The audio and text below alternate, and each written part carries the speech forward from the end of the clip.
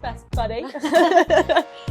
Thanks for coming and doing this with me. My pleasure. It's quite exciting. Neither of us have actually done a podcast New for before, us. so it might be a bit weird. Or we'll smash it like we smash most things we do. True that. I'm not like the best speaker either. So. No. Well, I think we've got this. Yeah. So Annie Mae is part of Hatari, which is they produce like a range of chili sauces. Mm-hmm. Do you want to just like go into a bit more I'll detail tell you about it. Hatari is a single variety sustainable chili sauce company where we grow the chilies, we own the process from seed to sauce, and we basically have focused solely on the flavour of the chili rather than actually other additions to things like what we call hot sauces.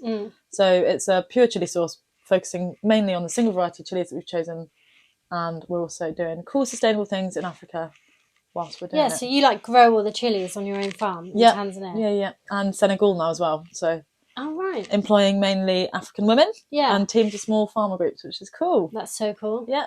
So but I mean, sustainability is a massive thing these days, and it's a good pillar of a business, just as you have in yours. Yeah, true that. Which is, I mean, a lot more difficult in a meat business. Yeah, but it's not easy. You're doing what you can. Yeah. With what you so like Annie's Hatari, they make it just down the road from us, so that's like right. less than 5 miles away. Yeah. In Ossory, which is where we met. So Annie and I met at school. I joined late. Yeah. I joined I think a couple months late. Yeah, I think you joined in the January, did you? Or was it December? I don't know. It was a couple months after everyone started. Yeah. So I obviously had no mates. Well, but everyone as soon as everyone saw you, everyone wanted to be your friend. Not though. true. Yes, that it is. So not true. Yes, we were all in our class just like, who's going to get her? Which group of kids are going to get you? And you chose us, thank God. No. I basically went in there. We saw each other and we were like, done. I stole you away, yeah. This is done deal. And we've been besties ever since. What? How old were we then? 11? Basically 20 years? 20 years. Give me that. Yeah. That is That's impressive. powerful. Yeah. We even have matching tattoos. Oh yeah. I've got one tattoo. I want to show the it's prime real estate as well. Look at that. Cute little elephant. Yeah. Because elephants never forget. Yeah. So that's how we know each other. But yeah, and now we're both women in business, I guess. Women entrepreneurs, femme entrepreneurs, there's a term for it, but I obviously don't know it. If there is, I haven't heard of it. And local, but food business as well. So it's not just small businesses, but it's small food businesses, which, I mean, is great. It's exciting because it's delicious. And I really like that somehow we've both started businesses where we can collaborate in a way. It is really cool. I mean, that was the dream. Yeah, I know. It's mental how it's worked out. It is, yeah. So at Inyama, Don and I, we make a chili. It's actually here, a chili biltong and a Chilli-Chutney Biltong, which are delicious. And I'm a vegetarian, so they're good. They are good. So that's good. But for the chili, we take the byproduct of Annie's Hatari, so all the chili mash left over from processing. So when we get our sauces, obviously they're smooth. We have to use a sieve, and the big chunky bits, which are still delicious, we give to you. Yeah, and then we dehydrate it and use it in our spice mix for the chili and the chili chutney. And honestly, like when we first started out, we were using mixed chilies from Macro. Yeah. And you just didn't get the flavour. So like you got the heat from the mixed chilies, but you didn't get the flavour. So the thing about your chilies, I'm glad you said that, is it's so flavoursome. Yeah. Well, we spent time finding the varieties actually. Yeah. And that is one of the So how many varieties of chili do you actually use? In our sauce, we have a cayenne chili sauce, we have a bird eye chili sauce, and a habanero chili sauce. We also have habanero. That's the hottest. Yeah. But it's not the hottest chili in the world, but we're not about blowing your head off. Yeah. We're all about being delicious, because why ruin your day? Yeah. And that's what people like about our biltong, is that it's like a nice warmth in your mouth. It's not it doesn't hurt to eat. No, it's delicious. It's absolutely delicious. Even me as a vegetarian, I couldn't put a bag down. But what made you want to start a biltong business? Well, the reason why we Don and I started making biltong was Don's obviously from South Africa, and when we met, he was always eating it, and Okay, I nice. tried it, and honestly, it was stuff from a supermarket because he couldn't get anything better. Yeah. And I tried it, and I genuinely thought it was the worst thing I'd ever put in my mouth. That's literally how I felt the first time I tried biltong. It's awful. It's horrid. It's, like, sounds really weird to say that as a bloody producer of biltong. But it was like the types you get in the supermarkets. They're so packed full of preservatives and just sugar and just like crap. Yeah. And like, so when I ate it and I hated it, Don actually got a bit offended because this is like culture. Of course. What we grew up with. Ooh. And he was like, to be fair, this is not how it's supposed to be. Yeah. So I was like, me feeling guilty, I wanted to like it. So I was like, why don't you make some? How it's supposed to be then. Such a good egg. So then we bought a little dehydrator online. Nice. Started making it. Uh-huh. We made a first batch in our kitchen and I loved it. I was like, wow, this is delightful. So yeah, and like the meat industry, like meat snack industry is like really kicking off at the minute. And there's like, where we live, there's loads of South Africans everywhere. So we started selling it on Facebook originally, and it just kicked off from there. Awesome. So I guess what you did is you created something that was delicious and that you loved and you wanted to tell people about, and noticed there was also a gap in the market for it. Yeah. Which sort of is a perfect bud to start. We definitely like started small and well, and kind of just like moved with the demand rather than just feeling like too big for our boots. No, but that's important, testing the market, because I think a lot of small businesses, that's how they fall flat. They have, rather than testing the market at a rate, they get ahead of themselves, invest potentially too much in equipment or in marketing or in packaging or something. I know some friends who started, basically I think it was like a dog food bag business, so I can't remember exactly what it was, but they invested in loads of the product. They had to get manufactured, so they didn't make the product themselves, but hadn't tested it, hadn't seen if people wanted to buy it, and then they're out. They can't afford to do it anymore. And then so they're just left with loads of stock. Exactly, that they then end up selling. So starting small and testing, and basically revalidating what you're doing as you grow is an important way to make sure that you're staying on track. But I think revalidating is important. Like, else, I think people can get down little rabbit holes of this is what I'm doing. I'm not gonna listen to any advice or input. Plus, like, we didn't have the money to like go big. So we've really just been like, because we started small, we made the money and put that into the business. We didn't over invest. So well, that's clever. So and we're still doing that now. So you're taking smaller, manageable risks rather than one. Exactly. But because it is a risk starting a small business, but you've taken small, manageable ones, and you've proven through product and also consumer commitment to your product, because you are getting repeat sales. People love it, and they cannot get hold of anything like that elsewhere, which is really cool.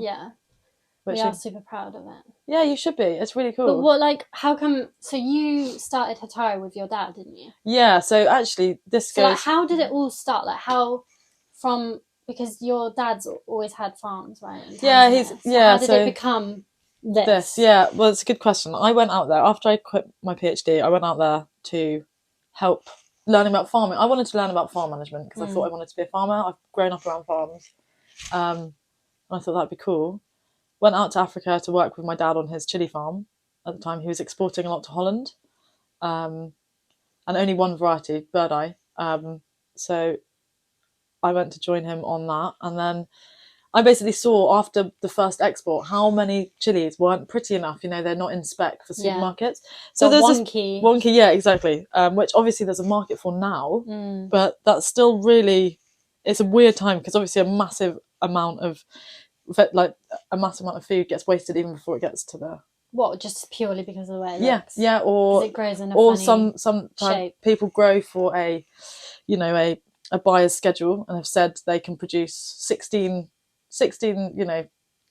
tons of chili. We weren't that big, but 16 tons of a product, and then the buyer's like, oh, but I found it cheaper somewhere else. So although the supermarket might have said, or the importer has said to them, will take that all from you, so they grow it. They then find cheaper prices elsewhere. Then they can't sell it. So a lot. That seems a bit off. It's bad, but obviously it's all price driven, isn't it? Yeah. So these beautiful chilies that were just sitting there, not getting used, I thought, you know what? I'm a food scientist. What can I do with these? So I then started turning them into a product called Mama Moto, which is a what just does that translate to again? Hot Mama. Hot Mama. In Swahili. So this is out in Tanzania, so that's the language of East Africa. Yeah. So Mama Moto became a thing. I'd spent ages doing trials tests. I did a chili adventure around America to see what products, like, because I think America's a little bit in front in food. Whereabouts in America? So I went to Texas. Yeah. It's gotta be. Chili. I went to Zest Fest, which is one of the world's largest chili sauce conventions. Pretended I was starting a chili restaurant and told in London. Nice. And told everyone, because I was the only British person there, really. I was like, but I really want to feel connected to the products I buy in. What are your secrets? Yeah. How do you make it? And they just told me. Hell yeah. Because I was smart. Yeah, well, they're not going to know any better, exactly. Are they? So I found out from them the best ways, and I wasn't that impressed with anything actually that I saw. Obviously, there was a lot of different flavors. There's different ways to process chilies. So I came back with some ideas. One of them being alcohol mixed with chili, because the capsaicin, the heat compound, alcohol stops it binding to your flavour receptors, so it actually reduces the burning effect, and it can bring the flavours out a bit more. Is that why you do the the rum on the hooch? So bird eye chilies aren't that flavourful. They don't really have that much flavour. Yeah. The variety we found is quite flavourful, but with rum, it just makes it a smoother ride for a chili sauce. Hell yeah. I did not know that. Yeah, well. Every day's a school day. Too right. Thank you. And then from there, we realised that actually we can make quite a delicious chili product out of not very delicious chilies. But we're like, let's actually buy let's research these seeds, let's research all the varieties we can, and find the actual varieties of chilies that we don't have to mix or mess with. So put the effort into the actual chili rather than all the extra, like, other flavours you can add, like tomato bases, like things like that. Because you don't use any other ingredient. We're a 3-ingredient hot sauce. You just use chili, bit of apple cider vinegar, and then xanthan gum too, which is a natural polysaccharide, which is it thickens things. Right. It's basically a type of sugar. Yeah. But not a sweet sugar. It's a type of sugar that just binds things. Yeah. So it's not watery. No, exactly. Yeah. And yeah, that's basically how we started, and then we kept playing chilies. We found some amazing varieties. We found that aji variety. Did I tell you? You know the yellow pots I do? Yeah. Once we found that chili, we were like, people need to taste this. What's so special about it? It's just delicious. And it grows like a weed in Tanzania.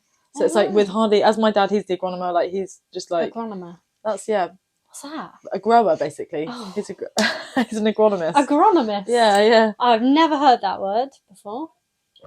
I think I made up agronomer. Oh. Agronomist is the word. Agronomist. Agronomist, yeah. Yeah, so it's basically someone who understands the science behind. They're not just farmers. It's more plant care orientated rather than big grass, like rain-fed crops like wheat and barley and that stuff. They're caring less about the individual plant, whereas a chili plant will obviously produce for a few. It's like a mango tree compared to a piece of wheat. You've got to look after the plant more because it's going to live longer. But yeah, so he was looking. Yeah, he basically. So you found that chili. We found that type of chili seed. What's it called again? Aji. Aji. Yeah. And is it hot? It's medium.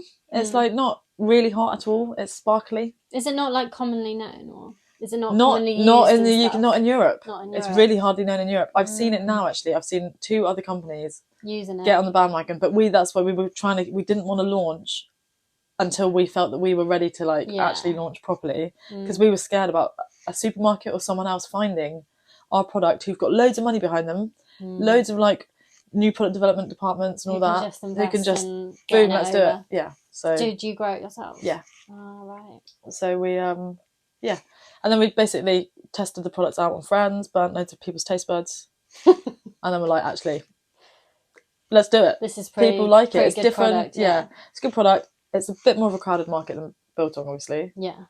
But we think ours is so special and has such a different way of getting flavour. Yeah, and you're not just importing chilies and buying them from a like someone in the UK. You're No, actually growing it That's yourselves it, yeah. on your own farm. Using run really by cool, women. yeah, which is really, yeah. So actively employing women management, which they are such badasses. They're so cool. And actually being able to see the difference it makes in their lives. Yeah. Like working, my dad's made sure that they've been set up with their own bank account so they can now save money rather than when they go home and having their money stolen from them by their husbands, which is quite common, I hate to say. But also doing really cool regenerative farming techniques. Oh, nice. So getting that carbon back in the ground. Yeah, love that.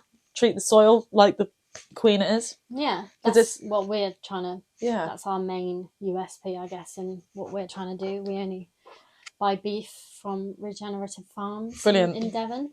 And that's it. That's great. Southwest, so. The thing is, yours is also... Whereas I've got air miles, you have literal foot miles to get your beef, which is true. Such a cool thing. I am proud of that. Yeah. So how did you start... Once you decided you loved your product, how did you then go about sourcing? How did you then work out the next steps? Well, we were buying from... Like, at the start, we were buying from a butcher just down the road, and the prices were really bad. And we went through a few kind of like meat producers. But there was... I wanted to know, like, I was more concerned about the, like, welfare of the meat, of the beef. I didn't want to just buy in bulk and buy the cheapest thing that we could buy. I wanted to know that cows were having like a good life. Oh yeah, that's it though. And it was all like ethical and like, so that was where Don started to research it a bit more, because I was starting to feel a bit guilty about it. It's hard, isn't it? Yeah, I know. And that's when he found Farm Wilder, who are a not-for-profit meat producer. They work with just like sustainable regenerative farms across Devon, and they supply our beef. Amazing. Yeah, and we're at a good point now. We've got a good relationship with them, and that's really cool. But that's just one part of your out of all the little things that you had to organise to get a product to market. Yeah, that's just a small thing, but obviously it's a big thing because it's what your product is made from. But it's just one of the small aspects of actually what it takes to create a startup. Exactly. So what other things did you have to really... Because I know you built your own website. Yeah, I know. That's cool. Well, like, that's really, really cool. The like hardest thing was because we were, first of all, when we were selling on Facebook, we were doing it out of our kitchen. Yeah. Okay. And then we were like, we need to set this up again. So we were looking for a unit. We couldn't really find anything because it obviously needs to be like food safe. Yeah. Oh yeah. It needs to be all There's lots of with all big old food industry regulations and rules. Yeah.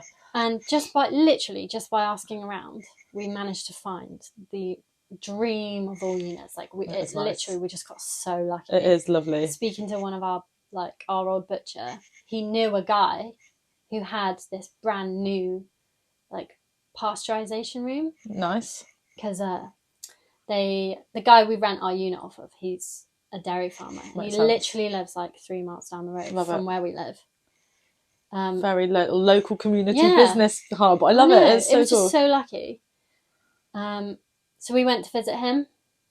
He built this pasteurization room that he was no longer gonna use. Like he hadn't even used it. He hadn't even set it up. He just like things changed with them, so they weren't going to do that anymore. So we rent that room, and once we're in there, we had room to grow. Yeah, basically. Yeah.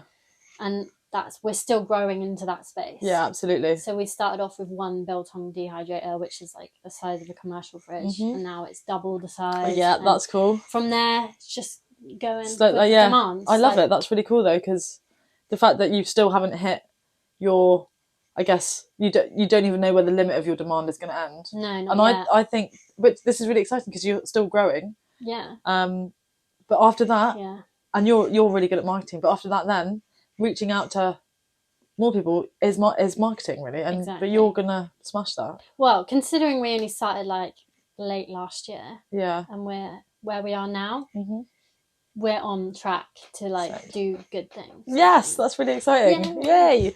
So equipment sourcing, ingredient sourcing, stuff like that. Has there been anything else? Obviously, I'm a food scientist, so starting a food business for me, I feel like I've should mention that. Annie Mae went to uni. And studied food science. I did food science. So I have a bit more knowledge on, on all the thing is, it's funny because it's not all like, a lot of people say, oh, you learnt, what did you do? Baking? You went, you're a chef. It's like, no. What I learned about is all of the legislation, food processing, like how to go from like the understanding the chemicals in like, you know, in a chocolate mousse, and how the different chemicals, or how the relationship between the matrix of food works, to basically putting massive food machines together. So I've had, again, that's a very helpful thing for me. But you're not a food scientist. Helpful. You're not a food scientist, and like you've had to jump into this completely, completely green, not knowing really, apart from cooking your own food.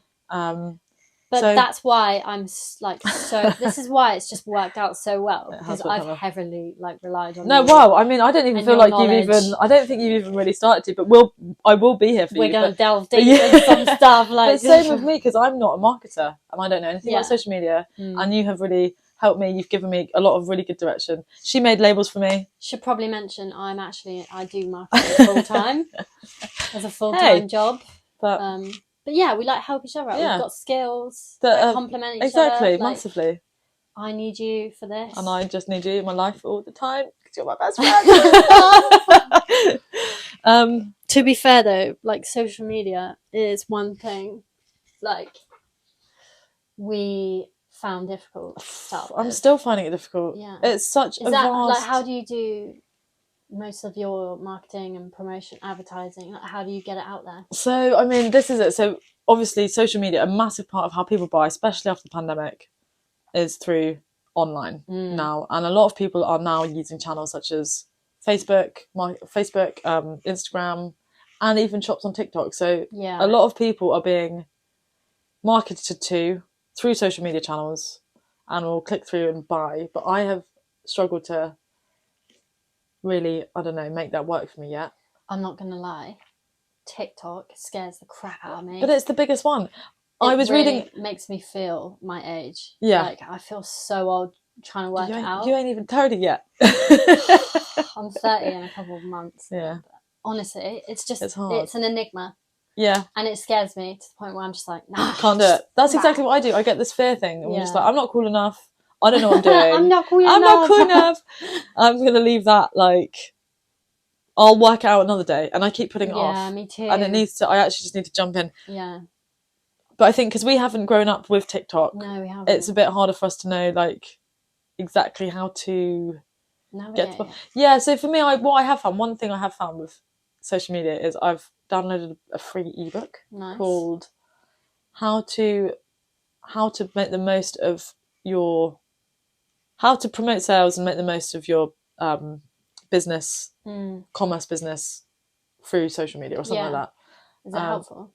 Yeah, so far I'm on Instagram in a minute, and that is helpful because that's where I really... But then I read this article from The Grocer. Do you know The Grocer magazine? Not sure. It's like a big food industry thing. So we have a subscription to it. But there's this massive thing about food businesses. The success is going to be in TikTok because of how I thought TikTok was a younger demographic. Yeah. So I was using Facebook to sort of try and do marketing to like 45 plus, 30, Instagram to do 25 to mid 40s, and then TikTok, everyone from teen upwards to about 30. Yeah.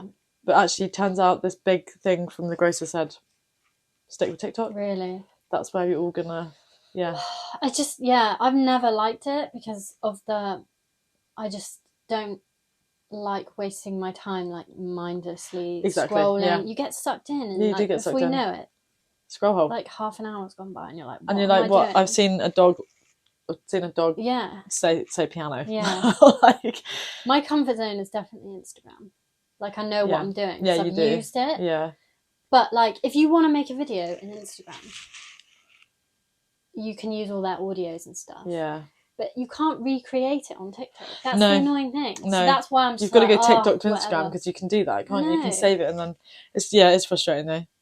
It is very annoying. But when it comes to us like creating content... Which you're good at. Your content is hilarious. We just do what we think we find funny. That's like, great, it sounds though. stupid. No, it's not stupid. At first, we really were overthinking what we were going to post, but now we just post. We just don't overthink it. We just go, right, let's just get stuff out there. Yeah, because that's important though. There needs to be this no fear thing. Sorry to cut you off. You you need to jump in. You need to do it because that's the only way it gets done. Exactly. You just got to make it and put it out there. We've got less than 400 followers. I mean, I'm 270 or something. So yeah, what's the big deal if we put something out there? Yeah. Like, that isn't like show stopping. But that's it. It doesn't matter because I think what I learned from a very good marketing expert who specialises in food marketing, actually, she was saying that she was like, only up until a certain point, she was like, you need to be regularly showing that you're making the effort on social media, even if it's just anything, like you say, like just make something that you find fun or something that you're comfortable to put out there. She was like, it's not until you're like up to 300,000 a year turnover where you need to really start being a bit more, which is fine because but in the startup world, I think getting stuck content is good content, showing who you are, like letting your viewers create sort of a rapport relationship with you, 100%. like build. I think that's pretty important. I think so. And showing what you do and how you do it. Well, when it's a small business as well, and you're still the brand yourself, it's I think it is important to be But it must be personable. hard for you though, because you obviously run your business with your dad. Oh yeah. Who probably isn't very social media savvy. Oh, he has no idea. Your mum, on the other hand, my mum's great. She is a wizard. She is. She's really good at it. Annie Mae's mum runs a wedding venue. She left being a primary school teacher when she was 60 and started a wedding venue, and she is smashing it. Yeah, it's really good. Check it out. It's Higher Holcomb. If you need a wedding, yeah, if you need to get married, higherholcomb.co.uk. And get it done. Joanna's videos are just like real cool. Like she knows she's done a good job. She's keen though, but I do feel like this is what I'm worried about as well, is that she now spends a lot of time thinking about overthinking. Well, not overthinking it. I think she just constantly kind of now wants to be on screen or so it's like our life isn't an Instagram video, mum. But she's good at it though. Like maybe that's the attitude I need to take a bit more because she's got loads of followers. She's smashing life. Bless her. But it must be hard for you because you're not only making the sauce and doing the day-to-day, but you have to be the one to promote it all. Your dad's not going to jump on TikTok, is he? Like... No, and also I don't know if I'd want him to. So I've encouraged him to sort of stick to the Africa, because this is it. We've got such a big story over such a big thing. It's like, it's not just a dad and daughter team. We've also got the farms in Africa. We're also trying to do cool stuff out there. So I'm like, if you can create content while you're at the farms or get the girls on the farms, because they have phones. I'm just like, maybe if we bought a phone for the farms, then there's so much going on out there, isn't all the time, and they're good fun, and it's chili plants are great. Has he sent you anything? He has actually, and they're actually pretty decent pictures. But now it's just me. I've got to make a video or something out of them, which I'm like, I'm not cool enough. I want to do this justice. So what else are you doing to like get Hatari out there? How else do you like promote it? I think one thing that I was sad about how little attention my website got when I first built it, because I was like, we've spent all this time and effort into creating this cool website. So good, yeah. And then we're like, we're going to get loads of orders, and then suddenly not really many orders at all through online, which is really demoralising. But what we realised is actually like no one knows about us yet, so why would they know to come to our website? Yeah. So what we've decided to do is prove concept, go into a few farm shops locally, which has like gone well for us. We do tasting sessions, so any consumer interactions we can have where we can actually talk through our products or let people taste them is really, really good. But I'm also finding markets, so like markets where there's a lot of people who've come to buy stuff, but you can actually, on a supermarket shelf or a farm shop's shelf, the customers are there and they're going to buy food, but at a market they're buying from a label, they're not buying from the producer. They can engage with you at a market and know who you are and the whole story, because the story, it's hard to tell all of our story on a label, but actually that's what people buy. Like they'll buy a product from the label. So we found tastings crucial, because like biltong, it's not very commonly known? It's not really here, is it? I think a lot of people who've, like, we have maybe tried biltong in the past and been like, horrid. Yeah. It's literally horrid. that is it. Some woman came up to us at one of our tastings and went, "Oh, is that chocolate?" Oh, fuck. Oh my god. Oh dear. Yeah. And we've got a big sign behind us going, "Inyama biltong, air-dried beef." Oh my god. Well, mate, not as bad. One of my tastings, I was at a Christmas market, and obviously I'm chili products, and I had my hot habanero mash out on a bit of cheese, but I had signs saying hot chilies, hot chilies everywhere. There's chilies in front of it, scattered on the table. She goes past with the pram. She picks up this bit of cheese with the hottest chili I have on it and puts it straight in the toddler's mouth. Oh no! Her toddler who's in a pram. Yeah. And then the toddler starts crying, and I was like, oh shit, like, sorry. And I look at her and I'm like, I'm sorry. And she tutted at me. What? I was like, sorry, I didn't just feed your child something that you didn't even know what it was. She was like, I thought it was jam. I was like, what, jam on cheese? Anyway, I felt horrible for that child. I was like, maybe yeah. Bloody hell. Yeah. But then obviously the child was spitting out, which made it worse because it's still hot. And then she was rubbing it all over his face and it went in his eyes. Yeah. That is not right. So that was my worst incident at a tasting session. But maybe you should just, check before you feed your toddler something. Instead of just shoving stuff in your mouth. I can't believe it. Yeah. Christ. I mean, we haven't had that bad of a horror story yet, but... Yeah, I mean, chocolate though. She must have been surprised. We've had. Did she like it though? I don't think she tried it. Did she not? That's it. Like, some people are a bit scared of it because that's why I get the same with my chilies. It's got a weird name that nobody knows. Yeah. Like biltong sounds. Yeah, I think having grown up, it does. Yeah. But really, all it is air dried beef. And once you tell someone, it's just air dried beef. It's like a steak, like a portable steak. High in protein, really good. Like then they're like, oh, okay, yeah. That's it. We find the same actually when a lot of people we don't like chilies, and I'm like, please just try my milder products because I'm not here to blow your head off. And a lot of the time, someone will buy something, they'll buy a product because they're like, actually, that's a really good step into chili. For me as well, like you know me, I'm so bad with She's heat. terrible. We went to Nando's once, and basically, while her and another friend were who were scared of eating hot stuff, they were at the loo. When they came to order, when they were at the loo, we basically covered their food. You ordered for us. And we got one with super spicy. Yeah. But we got Amy's with lemon and herb. Lemon and herb. Lemon and herb. But Sophie, this other friend, also thought hers was lemon and herb. Anyway, they both came back and started eating them. So Amy's eating lemon and herb. Sophie's eating super hot, thinking it's lemon and herb. And Sophie says, oh God, this is really spicy. And Amy turns around and says, oh my God, it really is, isn't it? It was. I can't explain it. I am just weak. My mouth is weak. I cannot handle any hot food.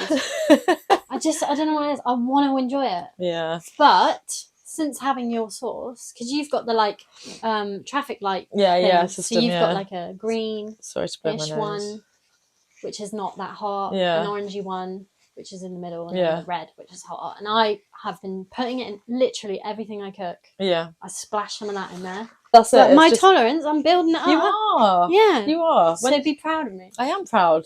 I'm very proud. I didn't think this would ever happen. But that was one of our aims, actually. We wanted our mildest sauce to open the world of chilies up to people who had never really got on board with them. Because the chili world, before now, really, has been a macho...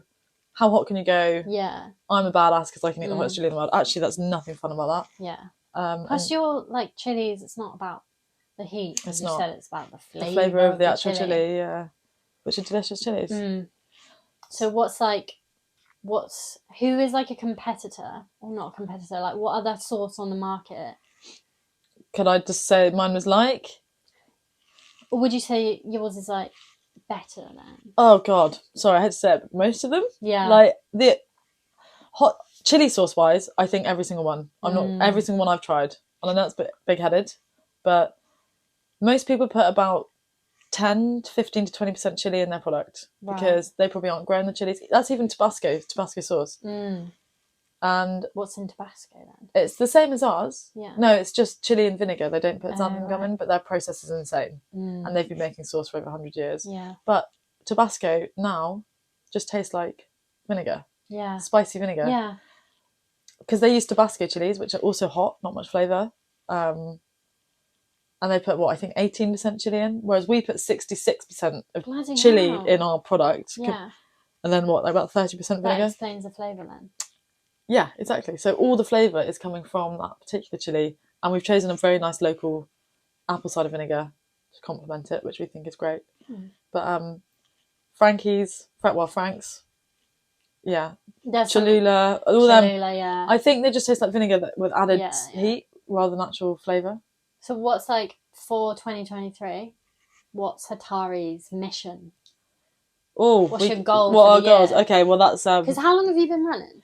So we actually officially launched our products in April last year. Oh right. Because we were ready just before the pandemic started. Yeah. Oh, I remember it was a similar time to us. Yeah. So we were going to launch in 2019. Yeah. March 2019, because that's when I think COVID started. So the trade show we were going to launch at got cancelled. Oh.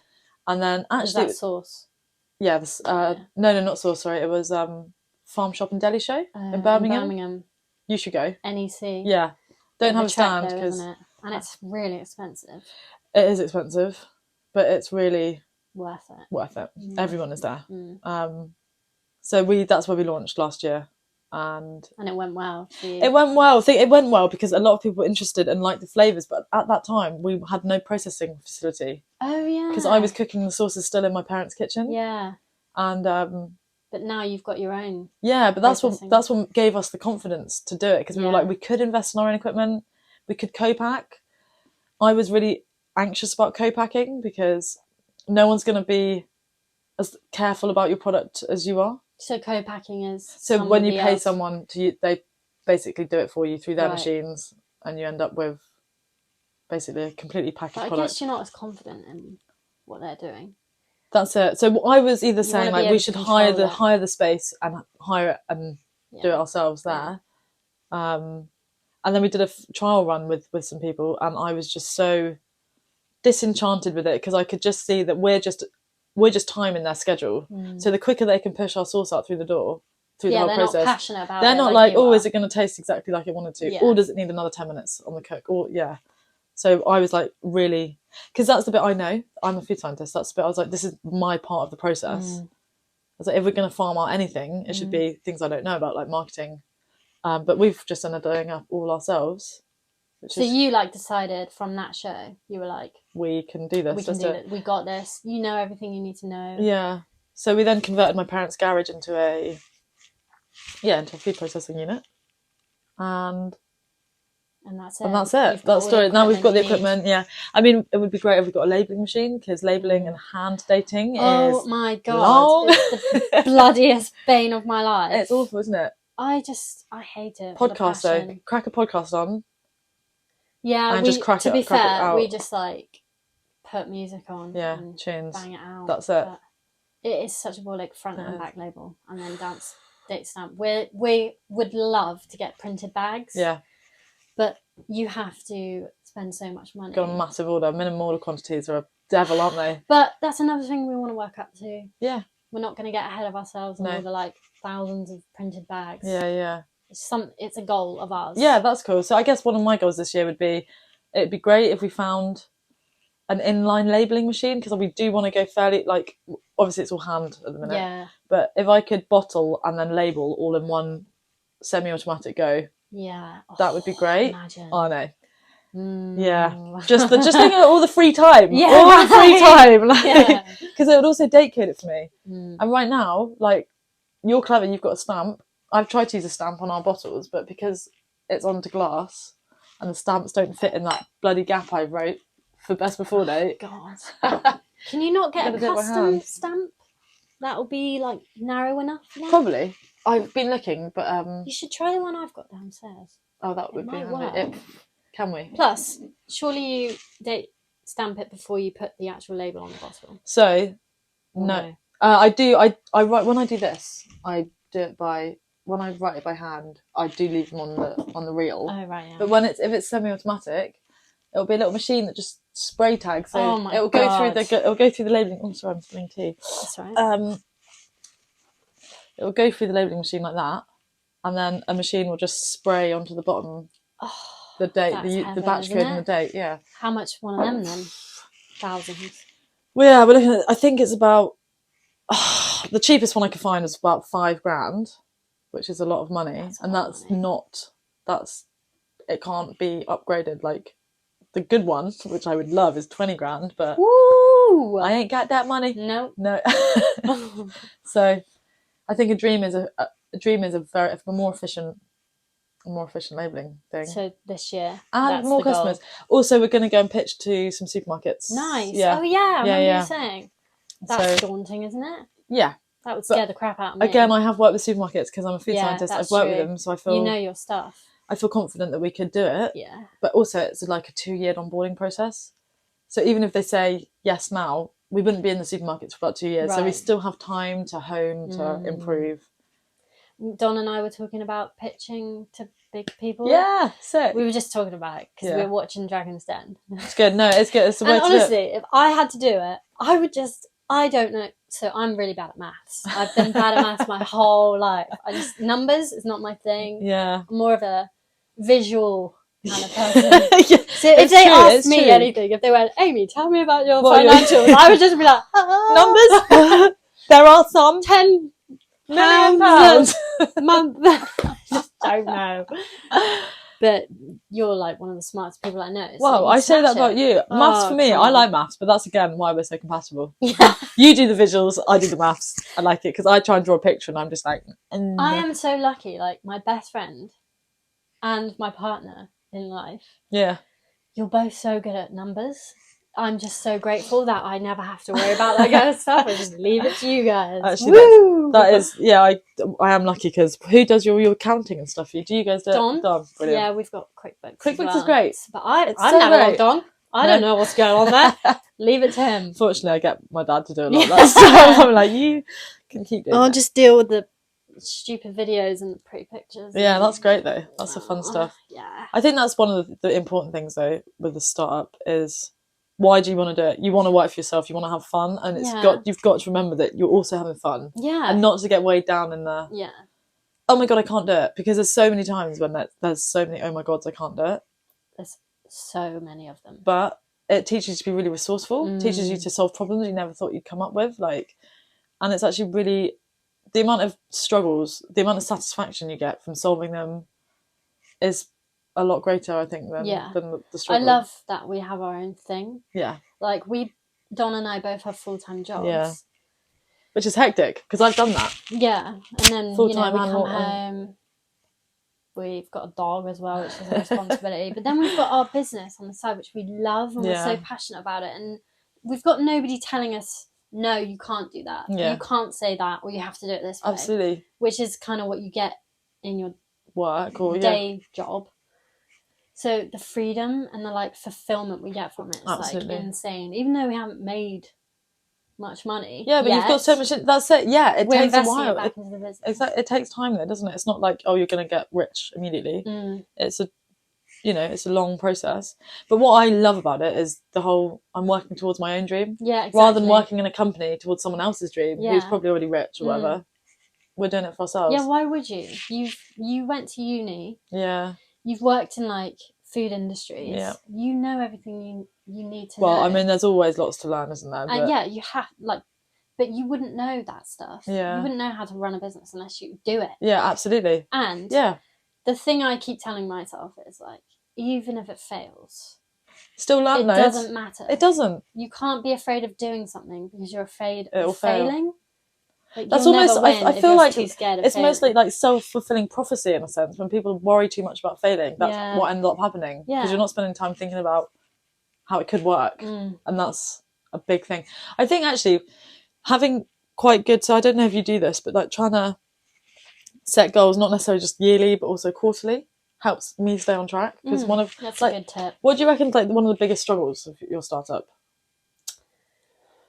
Whew. To be honest, one of the things that we struggled with is getting stockists. Okay. And well, not really. In a way, it isn't and isn't.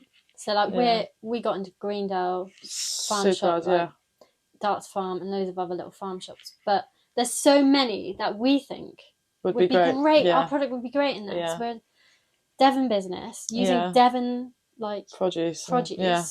We want it in Devon farm shops. Definitely. But it's finding a way to get in front of the right people. And so we've reached out to them like via email.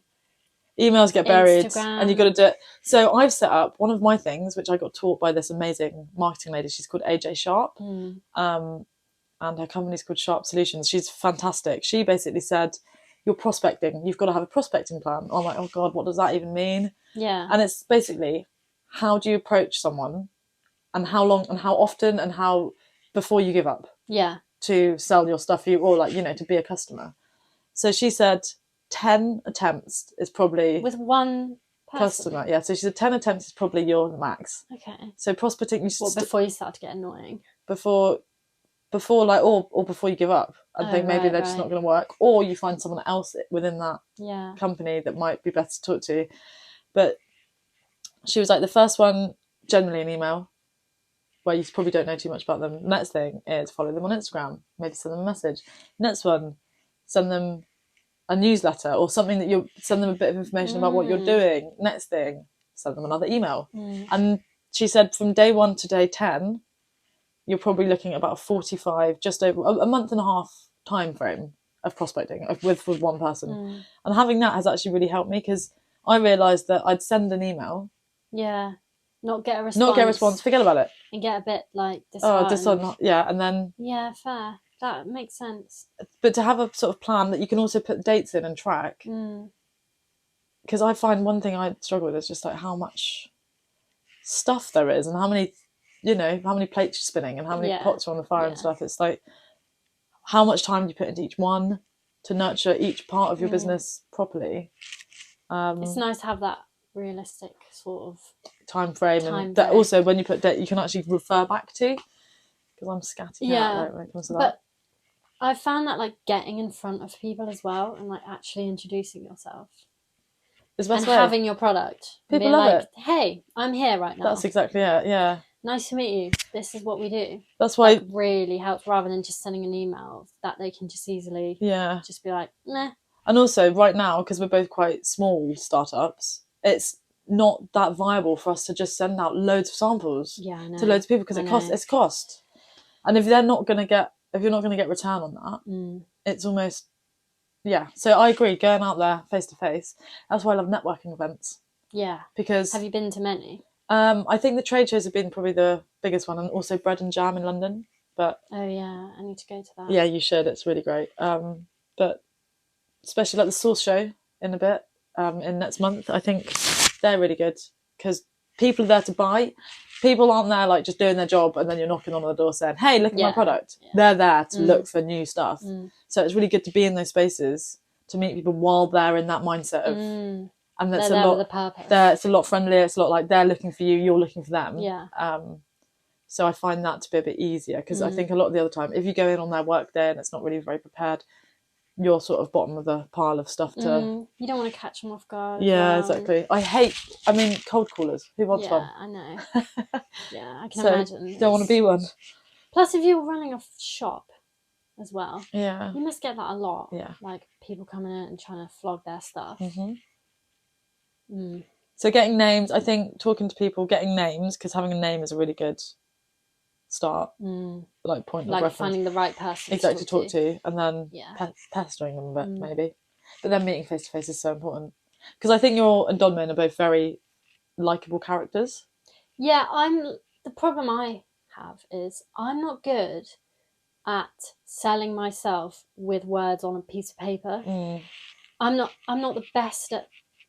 I'm not the best... See, I'm doing it now. I'm not the best spoken person. Like, I don't even know if that's the right term. Yeah, that's fine. I'm not... Vocabularist? Is that a word? I just can't... And I can't sell myself very well. But I can talk to people. Yeah, exactly. And they can get to know me. Yeah. So me writing an email is just futile. Yeah. I think you've got to really have the most catchy, like, writing emails. It's worked for me about 3 or 4 times. Yeah. Like, someone's just emailed back, like... Surprisingly, it worked for us a bit. Yeah. Honestly, like, reaching out to people on social media rather than emails has actually worked better than Has emails. it? Yeah, That's good. because you can keep it short and punchy. Yeah, that's so a good shout. you can message someone, And they're also they're already there on your business They thing, can and see they can what see you what you're do. doing. Yeah, that's a really good idea. Yeah, Nice and quick and easy. Yeah, Yeah. that's a well good shout. it's pretty good. Hmm. So, like, if anyone at all is listening to this, who's thinking about starting a small business, Do it. What kind of like tips would you give them now? What kind of advice would you give them? Make sure you test your product before you fully invest in it. I think it's really important to know. It might be a great idea to you, and I'm sure that means it's a great idea to other people too, but I think it's really important to make sure that there's a gap in the market for what you're doing. Yeah. And you can do it. Make sure it's viable. I would say talk to other people who've done it. Yeah. Because they can give you so much advice and help and pointers. And also, you're not alone. Do it. Because it's so fulfilling. It's scary. Like I was saying to you earlier, it feels like sometimes you're riding a lion and it's like, oh my God. I love that. This is the coolest thing I've ever done in my life. But also, this is terrifying. And what the hell am I actually doing? Yeah. Like, why am I on a lion? Yeah. And how do I get off it? Or how do I stay on it? Is it going to eat me? Is it going to kill me? But hell yeah. I'm riding the lion. I like that. Yeah. I like that. Yeah. What about you? What would your advice be? I would just say, believe in yourself. That sounds real tacky. Ooh, it needs to be on someone's wall. Like, live, love, laugh. Believe in yourself. No, just like, if you're passionate about something, just do it. And like, know that you will fail at some things. You're not going to get everything right. You're not. But you learn. Like, there will be hazards and roadblocks along the way. But the amount... Don and I are still learning. So am I. We're only just like perfecting what we do. Yeah, same. Even now, and you'll be perfecting it the whole time though, because once you get to bigger equipment, it's not just suddenly you can ramp it up to that size. It's always learning. You're constantly learning stuff. And what's perfecting it. Exactly. Yeah.